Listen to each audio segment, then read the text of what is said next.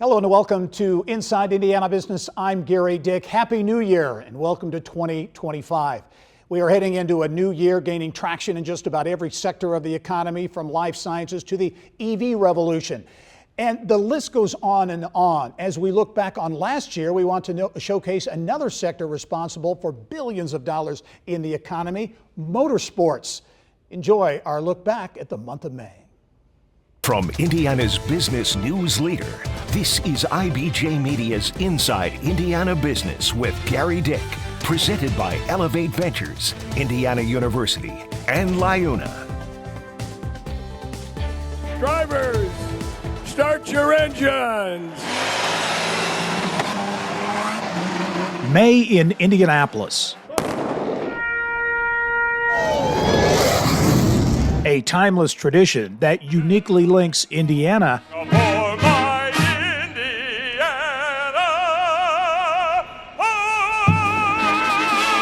to the world. Power, passion, pageantry, and economic horsepower. It's time to buckle in for Business at the Brickyard.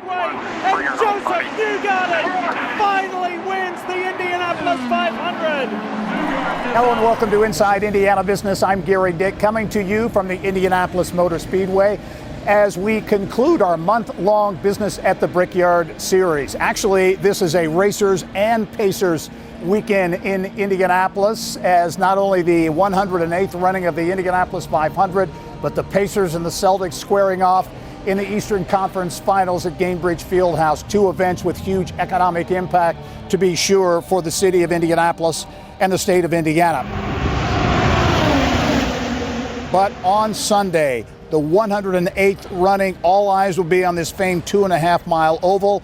It concludes a month that is very important to the Indianapolis and the Indiana economies. And joining me now with more on the month of May, the impact, how it's gone. Pleased to be joined as always by Indianapolis Motor Speedway President Doug Boles. Doug, thanks for taking a minute during a busy month, obviously. As you reflect back on the month, how would you assess the month of May from a success standpoint? Well, from an energy standpoint, it just has felt like all along this month the energy's been really great. Even the practice days when it was raining, we had so many people here to be part of it. The qualifying weekend was really strong, and the ticket sales have been strong. They've been strong since renewal at the end of the 2023 season. It's really about just the fans' excitement to come back. This really is all the fans that have helped us do this year. When you look at the month of May, what are the metrics you kind of look at? I'm sure there are multiple to gauge success. Ticket sales obviously would be one. Ticket sales is one of them. Another one is how our merchandise sales going, our concession sales, our food and beverage, the use of our suites. All of that is really what goes into it. And then we look at social media to try and understand how are people feeling about it. Are they feeling like they had a good experience? What are some of the problems? And overall, it's just been really strong on each of those metrics, and we've learned a few things from social media. Several changes from a business standpoint this month, including a new concession vendor. We switched to Airmark, and our sales have gone up, and we've added a new grab and go in our plaza, which is our most visible area where we have the most people almost every day. So those things have been really strong, and again, that fan feedback helps us continue to tweak those. Again, from a business standpoint, implementing new things like the secondary ticket market, which I think is interesting, new this year. Talk about that and what it's all about. It used to be, right, you weren't supposed to sell your Indianapolis Motor Speedway tickets, so you took them to the secondary ticket market. What we've done is we've created our own proprietary marketplace. So if you've got 10 tickets and you say, hey, I'm only going to use 8 of them this year, you can sell two of those on our marketplace, and then you still get to renew them, and that customer, that one customer can get it. We've created that on our own. It's been really, really successful. It's helping us find a new customer. It's also helping customers who maybe have big blocks of tickets and can't use them all and keep their seniority, and then make sure that they get those tickets back next year. We've been really happy with it. Fees are lower than most of your traditional platforms, and it's something we'll continue to refine, but it's turned out to be a really cool thing for us to be able to get somebody good seats, especially when people can't use all their seats. You talk about the energy, the vibe around this place. How special is it to have the racers and the pacers back together again on a great Memorial Day weekend? I think about my days working with the mayor and when we were in the middle of those NBA finals and you had Reggie Miller playing in New York City and people coming out here and seeing it. We had some fun qualifying weekend. putting some logos up as the game was going on, giving people an update on where we are in the game. We love working with the Pacers. We love working with the Colts. Anthony Richardson was here over qualifying. That to us is what this community is about. So to the extent that we can share the month of May with the Pacers, it's a pretty special month. And final question for you, Doug. What does the Indianapolis 500 do as a springboard for the rest of the series? Does it provide kind of that high-profile energy boost, if you will? For sure. It's sort of like the Kentucky Derby for horse racing. And it's really important that we do that. One of the things we continue to try and do is how do we take our 330,000 fans here and engage more and more of those people across the full season and pay attention to television. And we have to communicate to them. We have to take our stars that come from here and really take them into the marketplace. Indy 500 winner in all of those markets where we go after the Indianapolis 500 is important. So we're working really hard to do that. But you have to take this as our Super Bowl and make it pay off for all 17 races, just not the 500. As always, Doug Boles, really appreciate the time. We'll talk to you soon. Scott McLaughlin wins the pole for the Indy 500. Well, certainly anticipation has been building all month for the greatest spectacle in racing, and already history has been made on the track. Team Penske driver Scott McLaughlin producing the fastest 4-lap average in history for an Indy 500 pole winner, 234.220 miles per hour, breaking the record set just last year. Fellow Team Penske drivers Will Power and 2023 winner Joseph Newgarden will join McLaughlin on the front row. While the Indianapolis Motor Speedway is about driving speed, the speed of doing business in Indiana was a topic of discussion at the Indiana Economic Development Corporation's 2024 Global Economic Summit. State officials used the 2024 Indiana Global Summit as the stage to announce another massive investment. Eli Lilly and Company to invest an additional $5.3 billion in its manufacturing campus now under construction in Boone County's Leap Innovation District and add another 200 jobs. It brings Lilly's total commitment in the Leap District to $9 billion and 900 jobs, by far the largest single-site manufacturing investment in company history. Truly transformational, unprecedented in their company's history at this level, and another Lilly legacy that we as Hoosiers are going to be the direct beneficiary of because of their confidence again in our workforce in the state of Indiana going forward, making this kind of commitment. I'll have some envious governors out there. The Lilly investment headlined multiple major announcements at the summit, including a new $100 million growth fund announcement from Elevate Ventures and plans by Elanco and Purdue University to create a global research facility in the new One Health Innovation District near Elanco's new corporate campus on the site of the former GM stamping plant along White River in downtown Indy. Well, coming up next, our Mary Rachel Redmond sits down with a racing icon, Lyn St. James.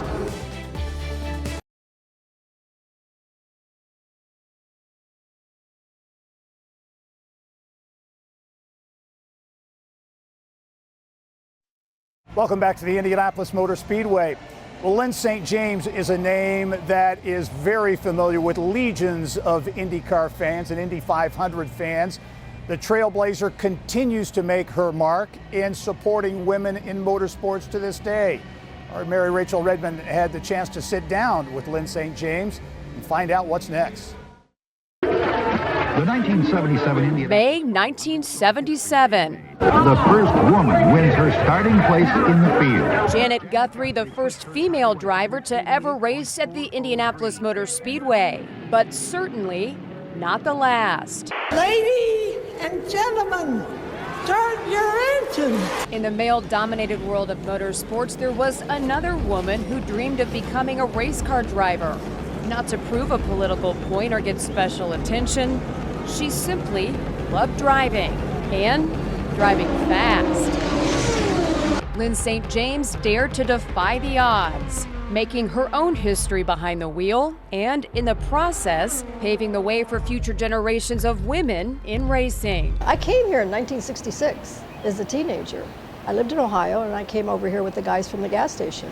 So I knew what a big deal this race was. That's why, and I never said, oh, I'm going to do that. I mean, there was no way. St. James made her racing debut in 1973 at the Amateur Sports Car Club of America race. Then came the Ford Motor Company. 1981, I became a factory driver for Ford Motor Company. I got a contract to race for Ford. That was huge. So I was on my own mission. That she was. 1987, a major milestone, winning her first 24 hours of Daytona. It has been a dream to run the Daytona 24-hour and then to win it, and so it's a culmination of a dream. Then Dick Simon Racing came calling. I mean, I've been racing 25 years, but I had never raced an open wheel car, and I'd never raced on an oval. So I came with a lot of experience, but not experience for this type of racing. I've never done a 3x3 start. Bobby Unser says, Lyn, you're a race car driver. If there's a hole, you take it, and if there isn't one, you don't try to make one. So I had to learn the puzzle piece by piece by piece. And Dick gave me the patience and the support.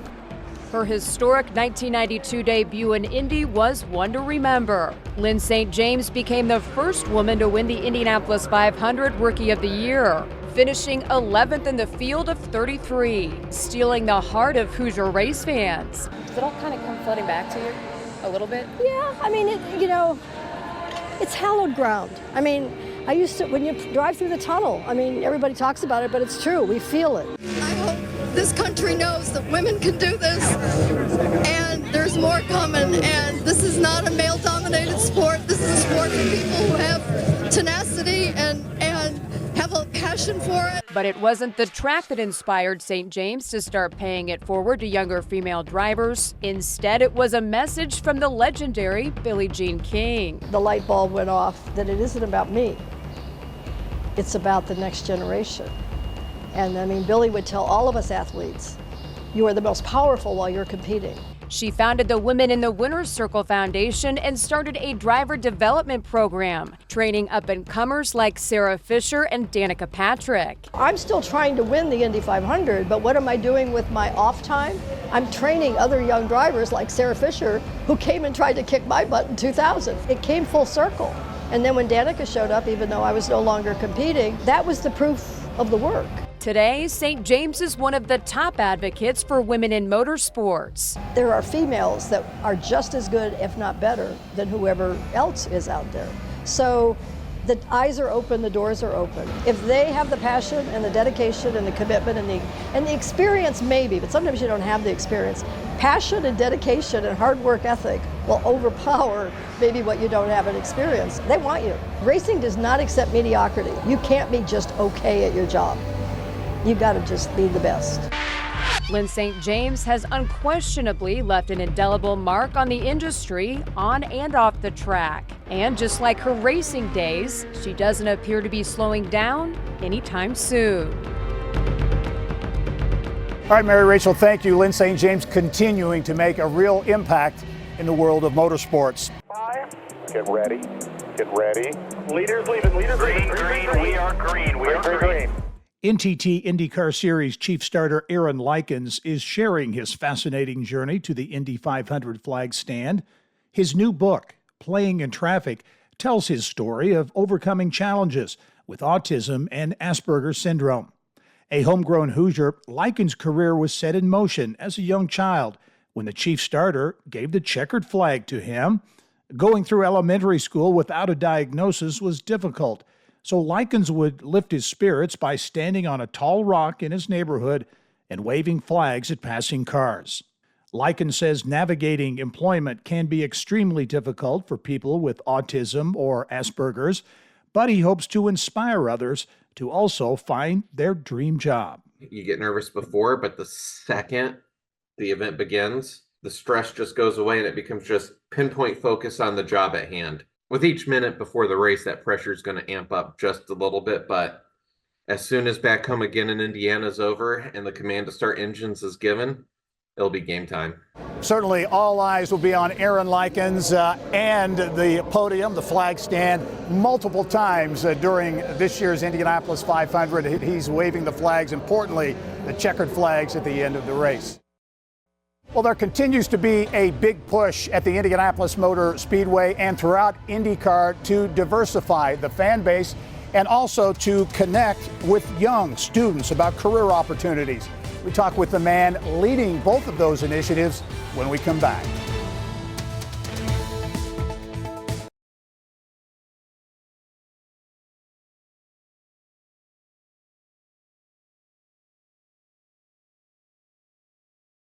Time now for our Eye on Education, brought to you by PNC Bank. Welcome back to the Indianapolis Motor Speedway.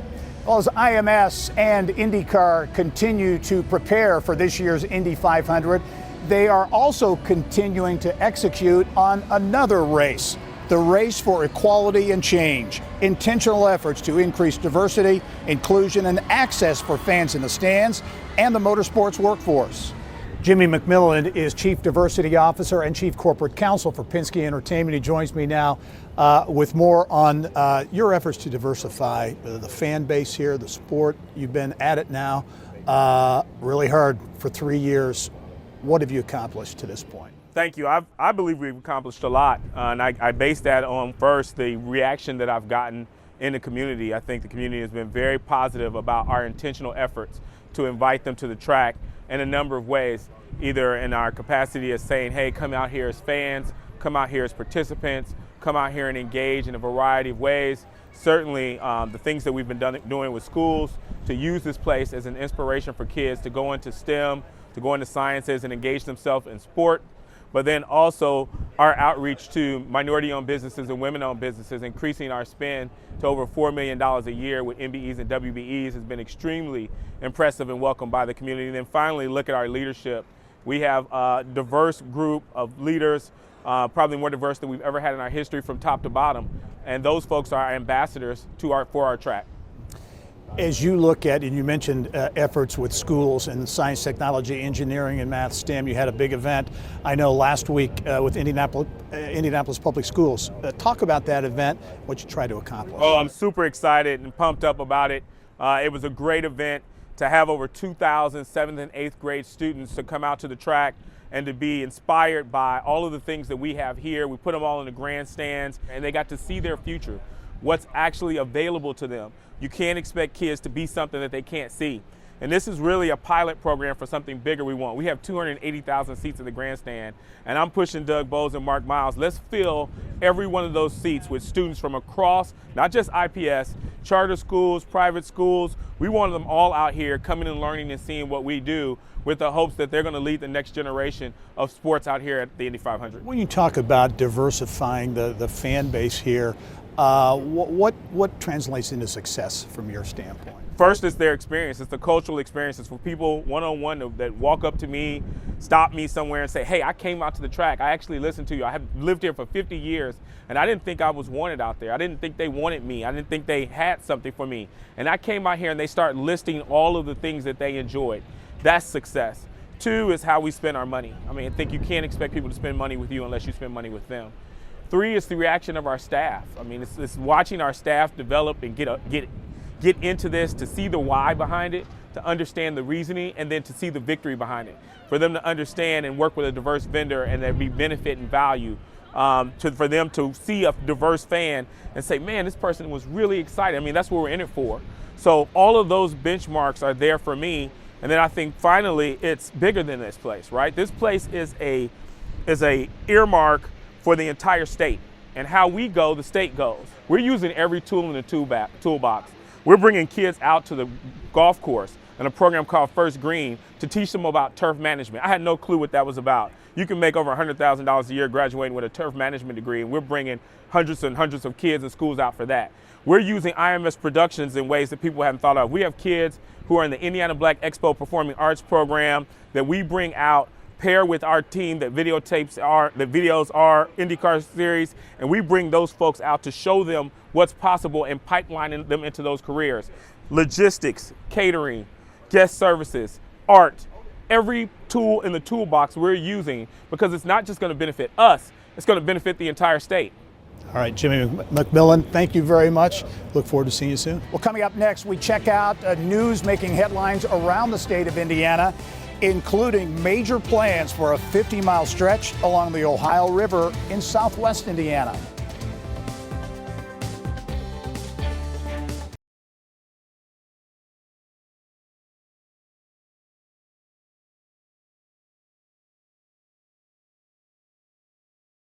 Here's what's making news around Indiana. Brought to you by the Indiana Association of Realtors. Indiana's 21,000 realtors. The neighbors you know, the experts you can count on. As we go around Indiana this week, big news. This was a big week for southwest Indiana as some long anticipated plans, a vision for the riverfront in southwest Indiana was unveiled. After a year-long process, the vision for a 50-mile stretch along the Ohio River from Mount Vernon to Newburgh has been released. The public getting its first look at a plan that touches Posey, Vanderburgh, and Warwick counties. Boston-based Sasaki, the design firm behind Chicago's Riverwalk and a 32-acre Cincinnati riverfront park, put the Southwest Indiana plan together. In Evansville, it rebrands the area from Bally's Casino and Hotel to the water treatment plant as Great Bend Park, and includes public spaces and recreational pathways. Residential, office, and retail development also part of the Evansville plan. In Newburgh, renderings feature proposed townhome and retail development and private investment to redevelop underutilized sites along the river. Mount Vernon has a really unique riverfront. Newburgh has a very unique riverfront, and Evansville is unique. So three distinct riverfronts that all attract people to it on a regular basis. The Ohio River Vision and Strategic Plan is viewed as a roadmap for the region that will roll out over the next 2 decades. Well, that's all the time we have for this week's show as we conclude our month-long Business at the Brickyard series, a look at the economic impact, the significant impact motorsports has on the Indiana economy. I'd like to thank the Indianapolis Motor Speedway for hosting us this month, and also our presenting sponsors of Business at the Brickyard, Gainbridge and LiUNA. I'm Gary Dick. Thanks for joining us. Go out and make it a successful week.